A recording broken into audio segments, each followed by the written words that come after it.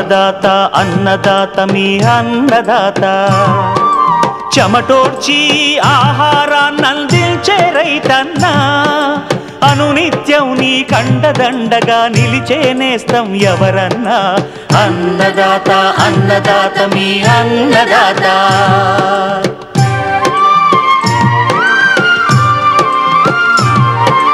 నూతన రీతుల సాగుబడికి నూరింతలు పెరిగే దిగుబడికి సూచనలిచ్చే సస్య రక్షణకు పశు పోషణకి శాస్త్ర విజ్ఞానం అందించి ముందుకు నడిపే తెలుగు రైతు భారతదేశానికి మకుటం అయ్యేలా తీర్చిదిద్దే ఆశయంతో మిమ్ము మేలు కొలిపేది అన్నదాత అన్నదాత అన్నదాత మీ అన్నదాత అన్నదాత అన్నదాత మీ అన్నదాత. అన్నదాత ప్రేక్షకులకు నమస్కారం. ఈనాటి ముఖ్యాంశాలు. రబీలో నెల్లూరు జిల్లాకు అనువైన వరి రకాలు. రబీ ప్రొద్దుతిరుగుడు సాగులో మెలకువలు. శీతాకాలంలో పట్టుపురుగుల పెంపకం మెలకువలు. ఇంకా జై కిసాన్ వ్యవసాయ సమాచారం.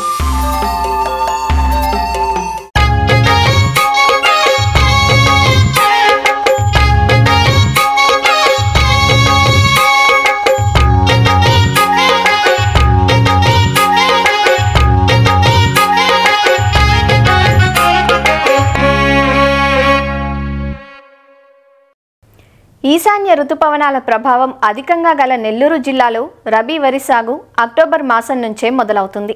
రబీలో ఉమ్మడి నెల్లూరు జిల్లాలో దాదాపు 2 లక్షల హెక్టార్లలో అధిక విస్తీర్ణంలో వరి సాగవుతుంటుంది. అన్ని ప్రాంతాల్లో డిసెంబర్ మాసంలో రబీ వరిని సాగు చేస్తే నెల్లూరు, చిత్తూరు ప్రాంతాల్లో మాత్రం అక్టోబర్, నవంబర్ మాసాల నుంచే నారు పోయటం, నాట్లు వేయటం ప్రారంభిస్తారు. అయితే రబీలో సాగు చేసేటప్పుడు ఈ సీజన్కు అనువైన వరి రకాలను మాత్రమే సాగు చేయాలి. నెల్లూరు జిల్లాలో రబీకి అనువైన వరి రకాలు, ఆయా రకాల గుణగణాల గురించి ఆచార్య ఇంజీరంగా వ్యవసాయ విశ్వవిద్యాలయం, నెల్లూరు వ్యవసాయ పరిశోధనా స్థానం విత్తన విభాగం శాస్త్రవేత్త శ్రీలక్ష్మి నుంచి తెలుసుకుందాం. నెల్లూరు జిల్లాలో చూసినట్లయితే రబీ అనేది మనకి ప్రధానమైన సీజన్గా చెప్పొచ్చు. మనకు ఎడగారు అనే ఒక ప్రత్యేకమైన కాలం ఉంది. ఇది సెప్టెంబర్ వరకు ఉంటుంది. సెప్టెంబర్ తర్వాత కోతలు అయిపోయిన వాళ్ళందరూ కూడా ఇప్పుడు రబీ నాట్లకు సిద్ధమవుతూ ఉంటారు. ముఖ్యంగా మనం రకాల విషయంలో గమనించినట్లయితే నవంబర్ 2వ వారంలో విత్తుకునే వాళ్ళందరూ కూడా 120 నుంచి 125 రోజుల కాల పరిమితి ఉండే రకాలను మాత్రమే ఎంపిక చేసుకోవాల్సిన అవసరం ఉంటుంది. ఒకవేళ 120 రోజులు కాకుండా 130 రోజులు కానీ విత్తుకున్నట్లయితే మనకి కోతకు వచ్చే సమయానికి ఎక్కువ ఎండలు ముదరడం వల్ల గింజ విరుగుడు శాతం పెరుగుతూ ఉంటుంది. కాబట్టి ఖచ్చితంగా 130-40 రోజులు వాళ్ళైతే అక్టోబర్ మాసంలోనూ, 120 రోజుల కాల పరిమితి విత్తుకునే వాళ్ళైతే నవంబర్ మాసంలోనూ మనం విత్తనాలు పోసుకోవాల్సిన అవసరం అయితే ఎంతైనా ఉంది. ఇంకోటి ఏమంటే మనకు మెయిన్గా రబీ అంటేనే మనకి చలి ఎక్కువగా ఉంటుంది. కాబట్టి రకాలు ఎంపిక చేసుకునేటప్పుడు అగ్గి తెగులను తట్టుకునే రకాలను కనుక విత్తుకున్నట్లయితే మనకి చాలా వరకు కూడా సస్యరక్షణ మీద పెట్టే ఖర్చు తగ్గుతుంది. దాదాపుగా నెల్లూరు వ్యవసాయ పరిశోధనా స్థానం నుంచి విడుదలైన అన్ని రకాలు కూడా దాదాపుగా అగ్గి తెగుల్ని సమర్థవంతంగా తట్టుకునే రకాలనే మనం ఇక్కడ తయారు చేసి విడుదల చేయడం జరుగుతూ ఉంది. తర్వాత నవంబర్ 15 తర్వాత పోసుకునే వాళ్ళు 120 నుంచి 25 రోజుల కాల పరిమితిలో పోసుకోవాలి. కాబట్టి ముఖ్యంగా నెల్లూరు జిల్లాలో అయితే అందరూ కూడా ఇప్పుడు KNM 1638ని ఎక్కువగా సాగు చేస్తూ ఉన్నారు. దాన్ని పోసుకునే రైతులందరూ కూడా నవంబర్ 15 తర్వాత నుంచి డిసెంబర్ 15 మధ్య కాలంలో మాత్రమే నారులు పోసుకోవడం కంప్లీట్ చేసుకోవాలి. 25 నుంచి 30 రోజుల కాల పరిమితి ఉండే నారుని మనం నాట్లు వేసుకోవాల్సిన అవసరం ఉంటుంది. అలాగే మనం RNR 15048 షుగర్లెస్ అని ప్రాచుర్యంలో ఉండే ఈ రకం కూడా తెలంగాణ సోనా, ఈ రకాన్ని కూడా ఈ కాలంలోనే అంటే నవంబర్ 15 తర్వాత మాత్రమే విత్తుకోవాలి. డిసెంబర్ 15 లోపల మాత్రమే విత్తుకోవాలి. ఈ ముందు కానివ్వండి, దాని తర్వాత కానివ్వండి విత్తుకున్నప్పుడు వాటికి ఉండే ఎంతైతే శక్తి ఉంటుందో దిగుబడినిచ్చే సామర్థ్యం అంత దిగుబడి రావు. కాబట్టి ఈ కాలాన్ని మనం చాలా జాగ్రత్తగా గమనించుకోవాలి. ఇప్పుడు నెల్లూరు పరిశోధనా స్థానం నుంచి విడుదల రకాలైనటువంటి మనకు అందరికీ సుపరిచితమైనటువంటి నెల్లూరు మసూరి కానివ్వండి, దాని రాసి NLR 3354 కానివ్వండి, ఇంకా సోమశిల NLR 33358 కానివ్వండి, ఈ రకాలన్నీ కూడా 120 నుంచి 25 రోజుల లోపలే కోతకొస్తాయి. ఎక్కడైతే చౌడు ప్రాబల్యం ఎక్కువగా ఉంటుందో, అంటే భూమిలో కానివ్వండి నీటిలో కానివ్వండి చౌడు ఎక్కువగా ఉన్న ప్రాంతాల్లో ఈ రకాలు బాగా అనువైనవి. ఇవి సంవత్సరం పొడవునా ఎప్పుడైనా వేసుకోవచ్చు. కానీ ఈ రకాలను కూడా మనం డిసెంబర్ 15 తర్వాత విత్తుకోకుండా ఉండడమే మంచిది. ఎందుకంటే తీర పూత మళ్ళీ కోత దశలో ఎక్కువ ఎండకి మనం ఎక్స్పోజ్ అవుతుంది క్రాపు, కాబట్టి ఇరుగుడు శాతం పెరుగుతుంది. తర్వాత అదే కాకుండా నెల్లూరు సుగంధ అని 135 రోజుల కాల పరిమితి ఉండే ఒక సుగంధ రకం కూడా మనం విడుదల చేయడం జరిగింది. ఈ రకం కూడా వేసుకునేటప్పుడు నవంబర్ 15 నుంచి డిసెంబర్ 1వ తారీఖు లోపలే మనం నార్లు పోసుకోవడం పూర్తి చేయాలి. కొత్తగా వచ్చిన మినీ కిట్ అయినటువంటి NLR 3648 అనే ఒక మినీ కిట్ ఇచ్చాము.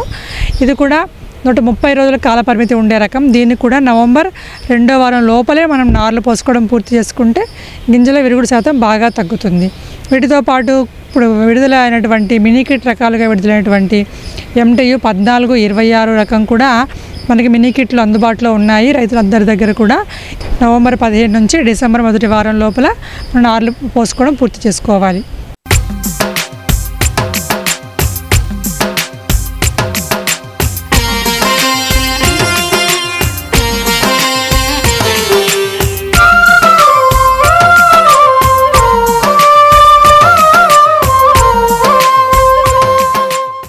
ఇటీవలి కాలంలో రైతుల ఆదరణకు నోచుకుంటున్న వ్యవసాయ అనుబంధ రంగం పట్టుపురుగుల పెంపకం.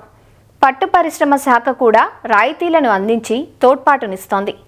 అనంతపురం జిల్లా రైతాంగానికి ఆదరువుగా ఉన్న పట్టుపురుగుల పెంపకం గత కొంతకాలంగా తెలుగు రాష్ట్రాల్లోని ఇతర జిల్లాలకు విస్తరించింది. సున్నితమైన పట్టుపురుగుల పెంపకాన్ని మెలకువతో వ్యవహరిస్తేనే నాణ్యమైన పట్టుగూళ్లను పొందే అవకాశం ఉంటుంది. చల్లటి వాతావరణం పట్టుపురుగుల పెంపకానికి అనువుగా ఉంటుంది. అయితే ఉష్ణోగ్రతలు మరింతగా పడిపోతే మాత్రం పట్టుపురుగుల్లో పలు సమస్యలు తలెత్తే ప్రమాదం ఉంటుంది. రానున్న శీతాకాలంలో పట్టుపురుగుల పెంపకంలో ఎలాంటి మెలకువలు పాటించాలో ఈరోజు తెలుసుకుందాం.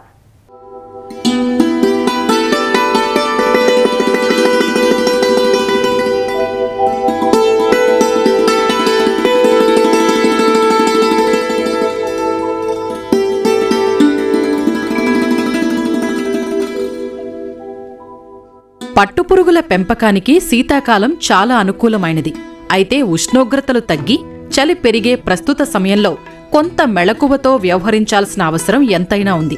ముఖ్యంగా రాత్రి ఉష్ణోగ్రతలు బాగా తగ్గిపోతూ, అంటే దాదాపు 18 నుంచి 20 డిగ్రీల ఉష్ణోగ్రతలు నమోదవుతున్నప్పుడు పురుగులకు వ్యాధులు వచ్చే అవకాశం ఉంటుంది. కాబట్టి పట్టుపురుగులను పెంచే గదుల్లో వేడిని అందించే ఏర్పాట్లు చేయాలి. ఈ కాలంలో ముఖ్యంగా పట్టుపురుగులకు మస్కార్డిన్ అనే శిలీంధ్ర వ్యాధి ఎక్కువగా ఆశిస్తుంది. దీన్నే బూజు కట్టు రోగం అంటారు.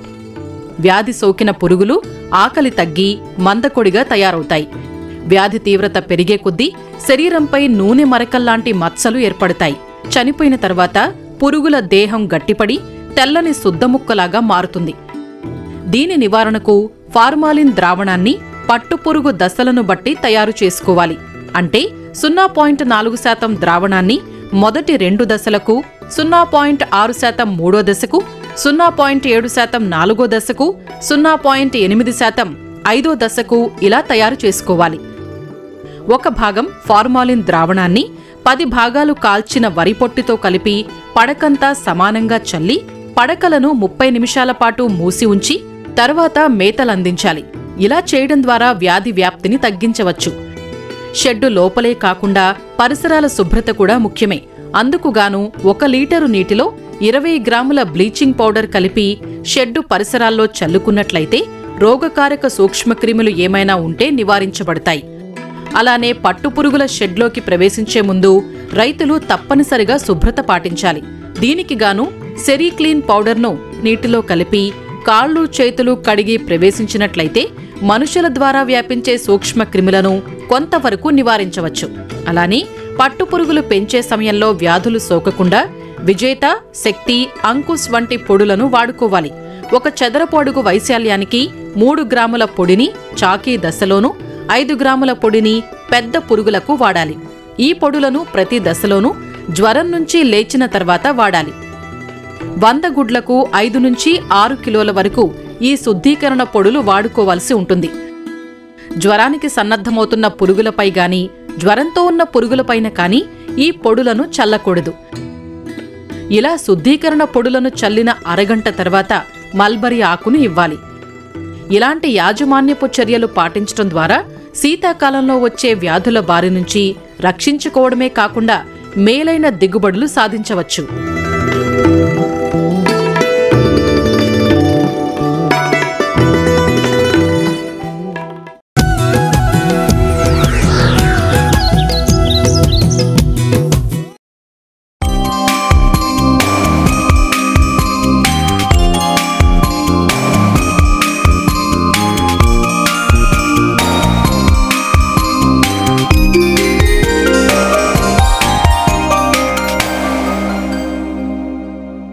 రబీలో పండించే నూనె గింజల్లో వేరుశెనగ తర్వాతి స్థానం ఆక్రమించింది ప్రొద్దుతిరుగుడు.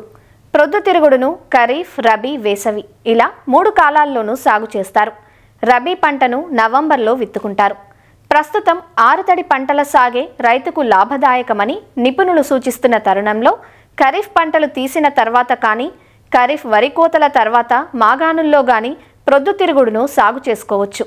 ప్రొద్దుతిరుగుడును సాగు చేసే రైతులు పక్షుల బెడద తట్టుకోవాలంటే ఒక్కొక్కరుగా కాకుండా ఆ గ్రామ రైతులంతా కలిపి సాగు చేయటం మంచిదని శాస్త్రవేత్తలు సూచిస్తున్నారు.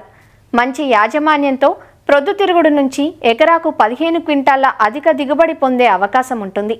రబీ ప్రొద్దుతిరుగుడు సాగులో మెలకువలను వివరిస్తున్నారు ప్రొఫెసర్ జయశంకర్, తెలంగాణ రాష్ట్ర వ్యవసాయ విశ్వవిద్యాలయం రాజేంద్రనగర్లోని వ్యవసాయ కళాశాల అధ్యాపకులు డాక్టర్ ప్రభాకర్ రెడ్డి.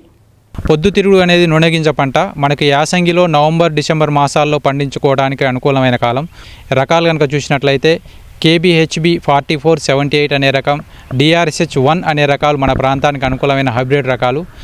ముఖ్యంగా ఈ పంటని నీటి సౌకర్యం ఉండే ఎర్ర నేలలు, నల్లరేగడి నేలల్లో కూడా పండించుకునే అవకాశం ఉంటుంది.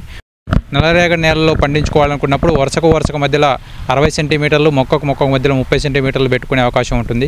అదే ఎర్ర నేలల్లో, తేలిక నేలలో మనం కనుక ఈ పొద్దుతిరుగుడు పండించుకునేటప్పుడు వరుసకు మధ్య 45 సెంటీమీటర్లు, మొక్కకు మధ్యలో 30 సెంటీమీటర్లు పెట్టుకొని పండించుకునే అవకాశం ఉంటుంది. మనం 1 ఎకరానికి 2 కేజీల విత్తనం అవసరం అవుతుంది.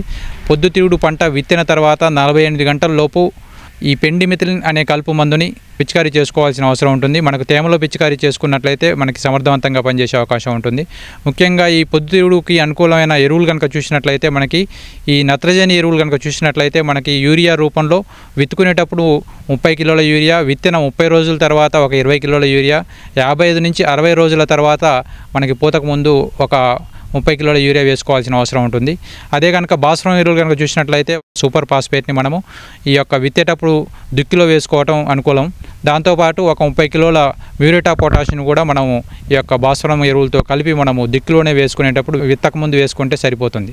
అయితే ముఖ్యంగా మనం పొద్దుతిరుగుడు పంటకు భాస్వరం ఎరువులు వేసుకునేటప్పుడు ఈ కాంప్లెక్స్ ఎరువుల కంటే కూడా ఈ సూపర్ ఫాస్ఫేట్ ఎరువులను వేసుకోవడం ద్వారా దీంట్లో ఉండే కాల్షియం, సల్ఫర్ వల్ల ఈ నూనె దిగుబడి అధికంగా వచ్చే అవకాశం ఉంటుంది. ముఖ్యంగా చూసినట్లయితే ఈ పంటకి నీటి యాజమాన్యం కనుక చూసినట్లయితే మనకి నల్లరేగడి నేలల్లో తడికి మధ్యలో 15 నుంచి 20 రోజుల వరకు కూడా మనము సమయాన్ని ఉంచుకోవచ్చు. ఒక పంట సమయం మొత్తంలో కూడా మనకు 4 నుంచి 5 తడులు ఇచ్చుకునే అవకాశం ఉంటుంది. అదే కనుక ఎర్ర నేలల్లో అయితే మనకు 6 నుంచి 8 రోజుల సమయంలో మనం తడిచ్చుకోవాల్సిన అవసరం ఉంటుంది. ముఖ్యంగా చూసినట్లయితే ఈ పొద్దుతిరుగుడు పంట అనేది మనకి వరి పంట కోసిన తర్వాత కూడా ఆరుతడి పంటగా లేదంటే దుక్కి దున్నకుండా అంటే 0 టిల్లేజ్ విధానంలో కూడా ఈ పొద్దుతిరుగుడు వేసుకునే అవకాశం ఉంటుంది. వానాకాలం వరి కోతలు అనేది నవంబర్, డిసెంబర్ నెలలో అయిపోయే అవకాశం ఉంటుంది. కాబట్టి ఈ సమయంలో మనకి అనుకూలమైన పంటగా దుక్కి దున్నకుండా చేసుకోవచ్చు. దుక్కి దిన్ని కూడా నల్లరేగడి నేలల్లో, నీటి సౌకర్యం ఉండే ఎర్ర నేలల్లో కూడా ఈ పంటను పండించుకునే అవకాశం ఉంది. కాబట్టి సరైన సమయంలో వివిధ రకాలైన పురుగులు, తెగుళ్ళని గమనించి సరైన సమయంలో సస్యరక్షణ మందులు కనుక పిచికారీ చేసుకున్నట్లయితే మనకు అధిక దిగుబడులు సాధించుకునే అవకాశం ఉంటుంది.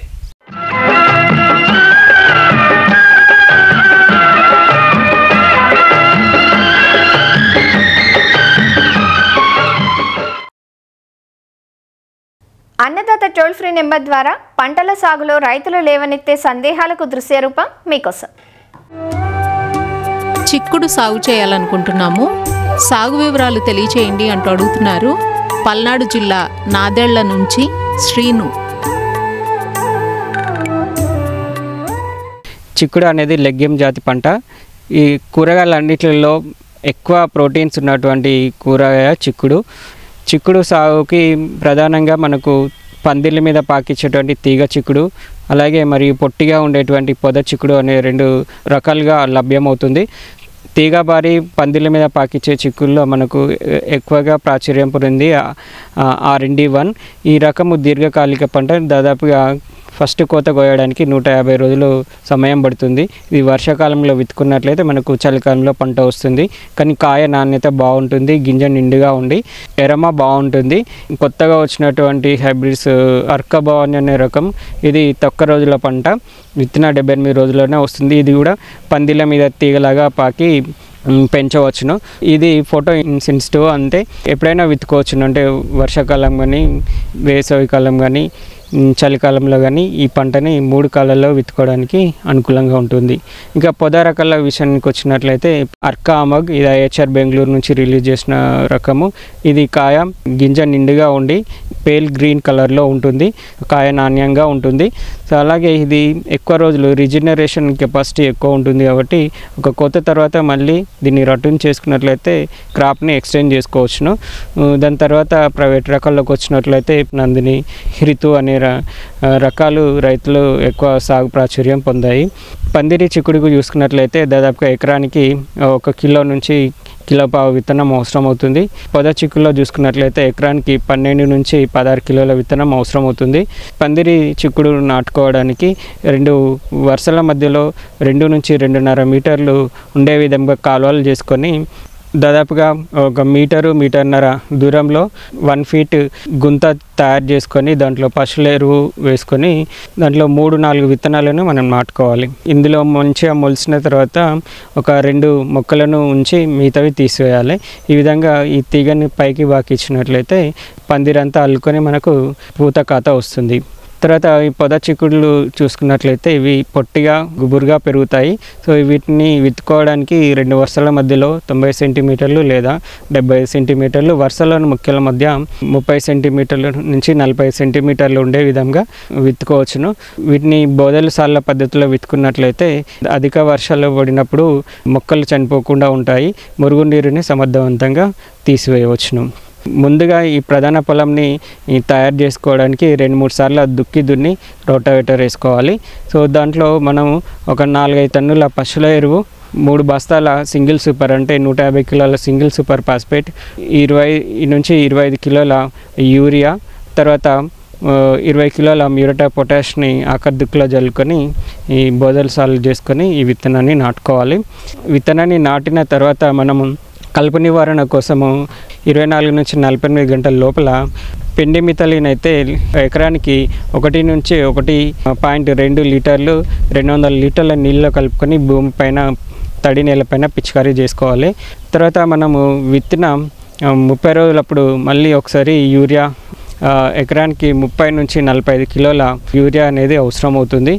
పురుగులు తెగుళ్ళ సమస్యకు చూసినట్లయితే ఎక్కువ వర్షాలు వచ్చినప్పుడు మొదటి దశల్లో మనకు వేరుకుళ్ళు కానీ కాలర్ రాట్ కానీ గమనించవచ్చును.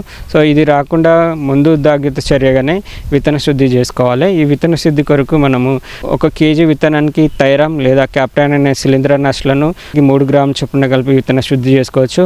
లేదా జీవ శిలీంద్రనాశనం అనేటువంటి ట్రైకోడర్మా వీడితోని విత్తన శుద్ధి చేసుకోవడానికి 1 కేజీ విత్తనానికి 10 గ్రాముల జీవ శిలీంద్ర పౌడర్ని మనం విత్తనానికి పట్టించి విత్తన శుద్ధి చేసుకోవచ్చును. తర్వాత కూడా ప్రధాన పొలంలో వేరుకులు కానీ గమనించినట్లయితే కాపరాక్సిక్లోరైడ్ అయితే లీటర్కి 3 గ్రాములు లేదా కార్బనిజం ప్లస్ మ్యాంకోజెబ్ కలిసిన మందు అయితే లీటర్కి 2 గ్రాముల చొప్పున కలిపి మొక్క మొదలను బాగా తడపాలి. తెగుళ్ళ విషయానికి వచ్చినట్లయితే ఆకుమచ్చ తెగులు లేదా తుప్పు తెగులు అనేది ఎక్కువ గమనించే అవకాశం ఉంటుంది. దీని నివారణకు మ్యాంకోజెబ్ అయితే లీటర్కి 2.5 గ్రాములు లేదా క్లోరోథనలిన్ అయితే లీటర్కి 2 గ్రాములు లేదా హెగ్జాకోనజోల్ అయితే లీటర్కి 2 ml చొప్పున ఏదైనా ఒక తెగులు మందును 1 లేదా 2 సార్లు పిచికారీ చేసుకొని మనం నివారించుకోవచ్చును. పూత పిందే దశలో మనకు కాయతొలుచు పురుగు లేదా పూతను తినే పురుగు మనం గమనించవచ్చును. సో ఇది రాకుండా ముందు జాగ్రత్త చర్య మనము స్పోడాప్టెరా హెలికోవర్పా ల్యూర్స్ని మనము ప్రధాన పొలంలో విత్తిన 30 రోజులప్పుడు మనం ఏర్పాటు చేసుకున్నట్లయితే ఈ తల్లి రెక్కల పురుగులను ట్రాప్ చేసి మనం ఈ పురుగు యొక్క ఉధృతిని నివారించవచ్చును. లేదా ఈ పురుగు గమనించిన వెంటనే మనము ప్రొఫినాఫాజ్ 2 ml అలాగే వేప నూనె 10,000 ppm 1 ml కలిపి చేనంతా తడిచేలాగా 1 లేదా 2 సార్లు పిచికారీ చేసుకొని మనం సమర్థవంతంగా ఈ కాయపుచ్చును నివారించుకోవచ్చును.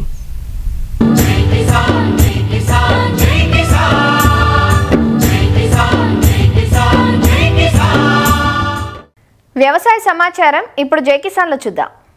రైతులకు పగటిపూట 9 గంటల విద్యుత్తును సోలార్ ద్వారా అందించేందుకు ప్రభుత్వం ప్రధానమంత్రి కుసుమ్ పథకం ప్రవేశపెట్టిందని నెల్లూరు జిల్లా విద్యుత్ శాఖ ఎస్ఈ రాఘవేంద్ర తెలిపారు. నెల్లూరు జిల్లాలో 2 లక్షల వ్యవసాయ సర్వీసులు ఉన్నాయి. ప్రస్తుతం ప్రభుత్వం సోలార్ ద్వారా 102 మెగావాట్ల విద్యుత్ ఉత్పత్తి చేసేందుకు 459 ఎకరాల భూమి అవసరం ఉంటుందని, ఇప్పటికే 216 ఎకరాల ప్రభుత్వ, ప్రైవేటు భూములను గుర్తించడం జరిగిందన్నారు. మిగిలిన భూమిని సేకరించే పనిలో ప్రభుత్వం వడివడిగా అడుగులు వేస్తుందన్నారు. జిల్లాలో మెట్ట ప్రాంతాలైన వింజమూరు, వరికుంటపాడు తదితర మండలాల్లో పంటలు అధికంగా సాగులో ఉన్న చోట సోలార్ ఏర్పాటు చేయడం జరుగుతుందన్నారు. సబ్స్టేషన్కి 5 కిలోమీటర్ల దూరంలో సోలార్ ఏర్పాటు చేస్తామన్నారు. ప్రభుత్వ భూమి లేని ప్రాంతాల్లో ప్రైవేటు భూమిని లీజుకు తీసుకుని ఎకరాకు 30,000 లీజు చెల్లించడం జరుగుతుందన్నారు. 1 మెగావాట్ సోలార్ విద్యుత్ ఉత్పత్తి చేసేందుకు 4 కోట్ల వరకు ఖర్చవుతుందని, జిల్లాకు 102 మెగావాట్లకు గాను 408 కోట్లు ప్రభుత్వం ఖర్చు చేస్తుందన్నారు. వీలైనంత త్వరలో పనులు పూర్తి చేసి రైతులకు నాణ్యమైన 9 గంటలు విద్యుత్ అందించేందుకు అన్ని ఏర్పాట్లు చేస్తున్నట్లు వివరించారు. సోలారు ప్రొడక్షన్తో రైతులకి, అగ్రికల్చర్కి 9 గంటలు నిరంతర సప్లై ఇవ్వడానికి డే టైము పిఎం కుసుమ అనే ఒక స్కీమ్ మనకు ఇంట్రడ్యూస్ చేశారు. ఆ స్కీమ్ ద్వారా మన నెల్లూరు జిల్లాలో వింజమూరు, కొండాపురము ఇటువంటి ఏరియాలో అంతా ఎక్కడైతే అగ్రికల్చర్ ప్రిడామినెంట్గా ఉంటుందో అటువంటి ఏరియాలో అక్కడున్న సబ్స్టేషన్స్కి దగ్గరలో 5 కిలోమీటర్స్ ఏరియాలో గవర్నమెంట్ ల్యాండ్ కానీ ప్రైవేట్ ల్యాండ్ కానీ తీసుకొని అక్కడ మనము సోలార్ని ప్రొడ్యూస్ చేసి దగ్గరలో ఉన్న అగ్రికల్చర్ రైతులకి డే టైము 9 గంటలు సప్లై ఇవ్వడానికి ఈ స్కీమ్ని కొత్తగా ఇంట్రొడ్యూస్ చేశారు. నెల్లూరు జిల్లాలో ఈ స్కీమ్కి 102 మెగావాట్లు మనకు ఇచ్చున్నారు. 102 మెగావాట్స్ గాను ల్యాండ్ మనకు రిక్వైర్మెంట్ కావాల్సింది 459 ఏకర్స్. మనకు ఇప్పుడు దాకా అలాట్ అయిన ల్యాండ్ 216 ఏకర్స్ అలాట్ అయింది. రిమైనింగ్ తొందరలోనే ల్యాండ్ అక్వైర్ చేసి ఈ ప్రోగ్రామ్ని స్టార్ట్ చేస్తాము. ఆల్రెడీ కొంత ఏరియాని కూడా బ్యాంకర్స్ కూడా చూసుకొని వెళ్ళడం జరిగింది. అవన్నీ అయిపోయిన తర్వాత ఈ ప్రోగ్రామ్ని స్టార్ట్ చేసి వీలైనంత త్వరగా సోలార్ ప్రొడక్షన్ని దగ్గరలో ఉన్న రైతులకందరికీ మేము అందించి వారికి రిలయబుల్ సప్లై డే టైం 9 గంటలకు ఇస్తామని తెలియజేస్తున్నాను. ఈ ప్రోగ్రాంలో మనకు అయ్యే బడ్జెట్ కూడా 1 మెగావాట్కి 4 కోట్లు ఖర్చు అవుతుంది. టోటల్ మనకు కావాల్సింది 408 crores మనకు ఈ బడ్జెట్లో దీనికి బడ్జెట్ మనకు అలాకేట్ చేసి ఈ ప్రోగ్రామ్ని స్టార్ట్ చేస్తారు. దగ్గరలో ఉన్న రైతులు గవర్నమెంట్ ల్యాండ్ కానీ ప్రైవేట్ ల్యాండ్ కానీ ఏదైనా కూడా లీజుకు తీసుకుంటాము. లీజు పర్ యానము 30,000 లెక్కన per acre per annum pay చేయడం జరుగుతుంది. ఈ ప్రోగ్రామ్ను కూడా స్టార్ట్ చేసిన తర్వాత 6 monthsలో కంప్లీట్ చేయడానికి ప్లాన్ చేస్తున్నాము. విజయనగరం జిల్లా రాజాంలోని మార్కెట్ యార్డ్లో పత్తి కొనుగోలు కేంద్రాన్ని ఎమ్మెల్యే కొండ్రు మురళీమోహన్ ప్రారంభించారు. దళారుల చేతుల్లో రైతులు మోసపోకుండా ఉండేందుకు ప్రభుత్వం కొనుగోలు కేంద్రాన్ని ఏర్పాటు చేసిందని ఆయన అన్నారు. పత్తికి క్వింటాకు మద్దతు ధర 8,110గా ప్రభుత్వం నిర్ణయించిందని వివరించారు. గతంలో మద్దతు ధర లేక దళారులకు తక్కువ ధరకు విక్రయించేవారని, ఇప్పుడు ప్రభుత్వ కొనుగోలు కేంద్రం ఏర్పాటుతో రైతులు మద్దతు ధర పొందే అవకాశం ఉందని వివరిస్తున్నారు. రాజాంలో మొట్టమొదటిసారిగా పత్తి కొనుగోలు కేంద్రం ఏర్పాటుపై రైతులు సంతోషం వ్యక్తం చేస్తున్నారు. మరిన్ని విభిన్న అంశాలతో రేపటి అన్నదాతలో మళ్ళీ కలుసుకుందాం. నమస్కారం. అన్నదాతలు తమ సందేహాలు, సమస్యలను 1800-425-4085 టోల్ ఫ్రీ నెంబర్లో ఉదయం 10 గంటల నుంచి 11 గంటల మధ్య పని దినాలలో సంప్రదించగలరు. ఈ కార్యక్రమాన్ని యూట్యూబ్లో www.youtube.com/annadaata ETV లింక్ ద్వారా వీక్షించవచ్చు.